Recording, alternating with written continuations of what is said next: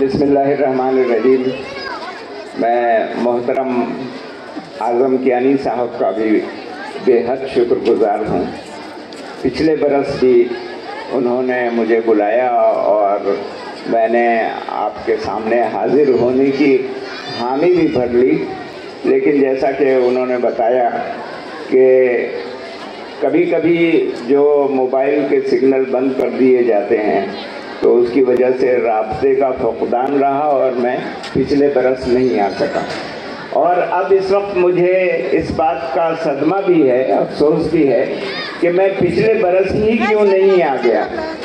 یہ بات جان کر بے حد خوشی ہوئی کہ نومبر کا پورا مہینہ ماہ اقبال کے طور پر منایا جاتا ہے، اور اس تعلیمی ادارے میں ہر روز ہر صبح اقبال کے متعلق کوئی نہ کوئی بات پورے مہینے میں ہوتی رہتی ہے، اور آخری دن جو نومبر کا آخری دن ہے اس دن یہ اختتامی تقریب ہوتی ہے۔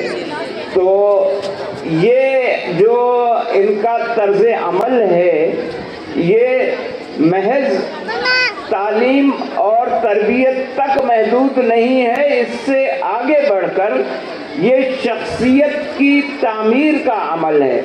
آپ یقین جانیں کہ بچے آج اقبال کے جو اشعار یاد کر لیں گے سمجھ نہیں سکیں گے، لیکن ان کے ذہن نشین ہو جائیں گے، اور جب وہ بڑے ہوں گے تو ان کے لاشعور کے اندر سے اقبال کا یہ پیغام نکلے گا اور ان کی شخصیت کی تعمیر کرے گا۔ یہاں بچے منتظر ہیں بڑی دیر سے، میں دو باتیں بڑوں سے کروں گا اور دو نظمیں اپنی بچوں کو سناؤں گا تاکہ پچھلے سال کا بھی ازالہ ہو جائے۔ محمد اعظم کیانی صاحب اور اس تعلیمی ادارے کی معلمات کا جو نصب العین ہے اور جو مستقبل بینی ہے اس سے میں بہت متاثر ہوا ہوں۔ خاص طور پر میں نے ابھی شفقت عباسی صاحب کیونکہ بعد میں آئے تھے تو ان سے میں نے ذکر کیا کہ یہاں جو آغاز ہوا ہے اس تقریب کا وہ تلاوت قرآن مجید سے ہوا ہے، اور جس بچے نے قرأت کی ہے کیا عمدہ قرأت کی ہے، دل میں اترنے والے انداز کے ساتھ اس نے قرأت کی ہے۔ اور یہیں اسٹیج پر دائیں جانب جو بچی بیٹھی تھی وہ ہر آیت کے بعد اردو ترجمہ اور بہترین تلفظ کے ساتھ بہترین ادائی کے ساتھ پیش کر رہی تھی، اور بائیں جانب جو بچی بیٹھی تھی وہ انگریزی میں اسی آیت کا انگریزی میں ترجمہ پیش کر رہی تھی۔ تو بچوں کے ذہن میں یہ جو پیغام قرآنی بٹھایا جا رہا ہے یعنی ذہن نشین کرایا جا رہا ہے، یہ ان کی شخصیت کی تعمیر کرے گا۔ ابھی بہت سی باتیں جو ہیں کہنے کی ہیں اور کہنے کی ہوئیں، یہاں پر بہت سی یعنی بچوں کے ڈرامے کے اندر بھی اور تقریر کے اندر بھی کچھ باتیں جو ہے نا ہماری مایوسی کی جو ہیں وہ سامنے آئی ہیں، اور یہ ایک ریفلیکشن ایک جھلک ہے، کیونکہ ہمارے گھروں میں بھی یہی باتیں ہوتی ہیں اور ہمارے معاشرے میں بھی یہی باتیں ہوتی ہیں، تو ایک مایوسی کا پیغام بہرحال جاتا ہے کہ ہم کچھ نہیں کر رہے ہیں۔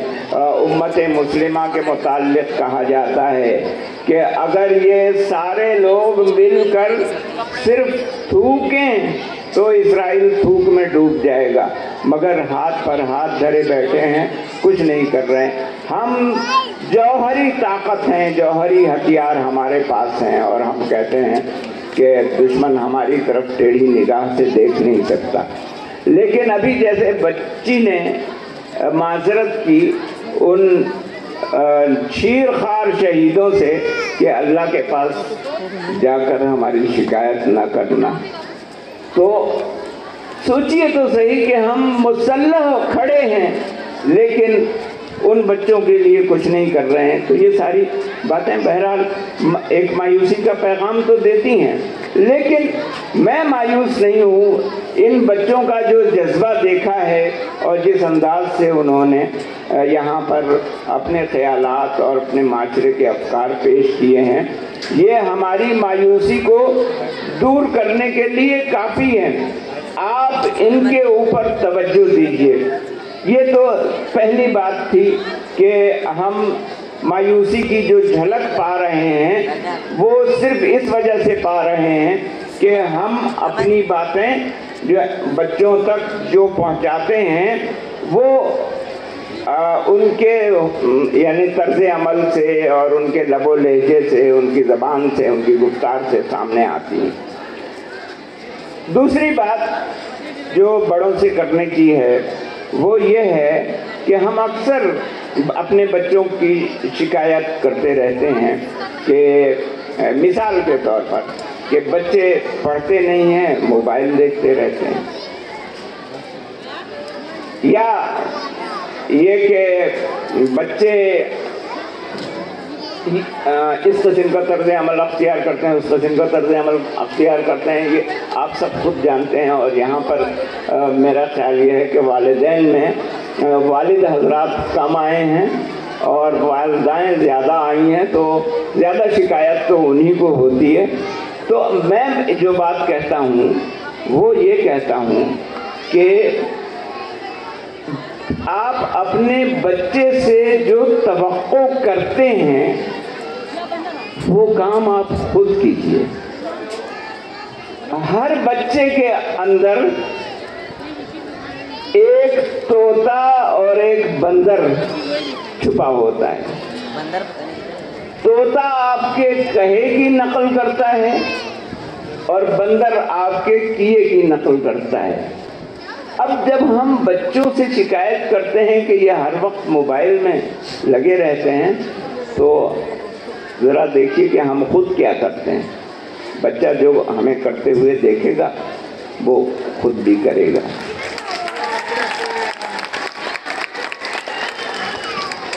تو بڑوں سے بات ختم ہوئی کیونکہ بچے ابھی تک ہمیں تفریح تباہ فراہم کرتے رہے ہیں اور ہمارا جی خوش کرتے رہے ہیں، تو میرا جی چاہا کہ بچوں کا جی خوش کر دیا جائے، تو دو نظمیں بچوں کی میں سنا دیتا ہوں۔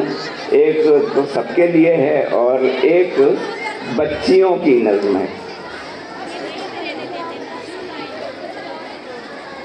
یہ بات سمجھ میں آئی نہیں،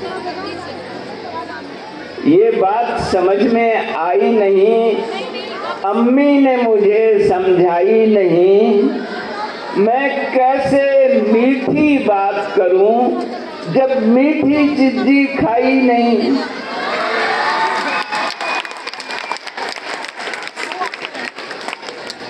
آپ ہی بھی پکاتی ہیں حلوہ، پھر وہ بھی کیوں حلوائی نہیں، یہ بات سمجھ میں آئی نہیں۔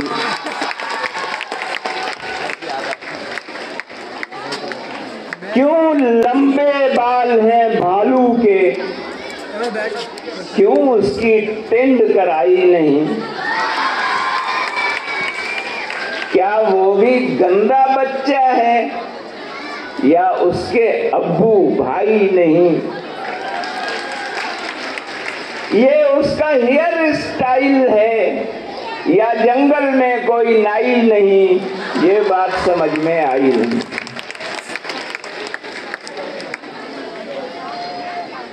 دادی کے میاں تو دادا ہیں اور نانی کے میاں بھی نانا ہیں۔ جب آپا سے میں نے پوچھا باجی کے میاں کیا باجا ہیں، وہ ہنس ہنس کر یوں کہنے لگی اے بھائی نہیں، اے بھائی نہیں، یہ بات سمجھ میں آئی نہیں۔ اگر بلی شیر کی خالہ ہے،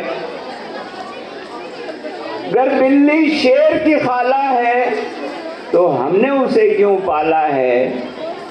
کیا شیر بہت نالائق ہے، خالہ کو مار نکالا ہے؟ یا جنگل کے راجا کے ہاں کیا ملتی دودھ ملائی نہیں؟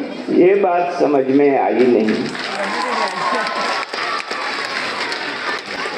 جو تارے جھلمل کرتے ہیں، جو تارے جھلمل کرتے ہیں، کیا ان کی چچی تائی نہیں؟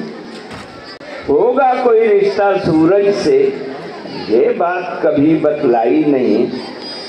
پر چندہ کیسا ماما ہے جب امی کا وہ بھائی نہیں؟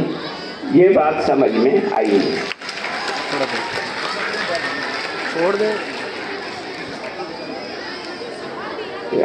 یہ بڑے مزے کا قصہ ہے، جو گھر کا پچھلا حصہ ہے، اس حصے کے ایک کونے میں کپڑوں کے نرم بچھونے میں ایک بھوری بلی رہتی ہے۔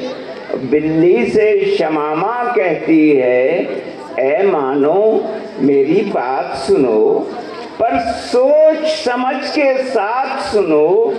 میں روز تمہیں نہلاتی ہوں، یہ سرخ ربن پہناتی ہوں، پھر پیالہ دھو کر لاتی ہوں، پیالے میں دودھ پلاتی ہوں، یا تازہ چھیچڑے منگوا کر خوب اچھی طرح سے دھلوا کر دیتی ہوں تم کو کھانے کو، کھا پی کر بھوک مٹانے کو۔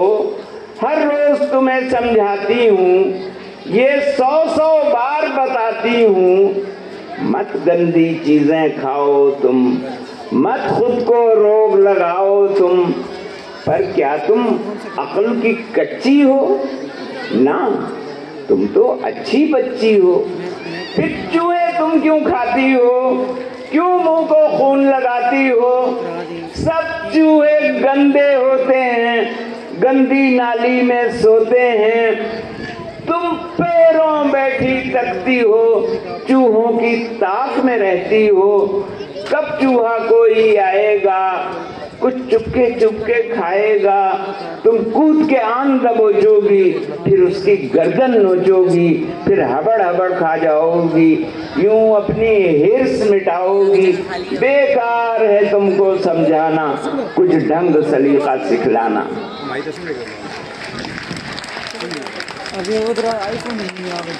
یہ بات شمامہ کی سن کر مانو نے کہا، باجی بہتر، میں آپ کا کہنا مانوں گی، سب برا بھلا پہچانوں گی، پر آپ مجھے سمجھاتی ہیں، خود علم غلم کھاتی ہیں، چنگم دن رات چباتی ہیں، یا لالی پاپ اڑاتی ہیں، بازار کے چھولے دہی یہ آلو چھولے دہی بڑے، بازار کے چھولے گلے سڑے، بس کھانے پر جب آتی ہیں ہر الا بلا کھا جاتی ہیں، پھر پیٹ پکڑ کر روتی ہیں اور درد سے بےکل ہوتی ہیں۔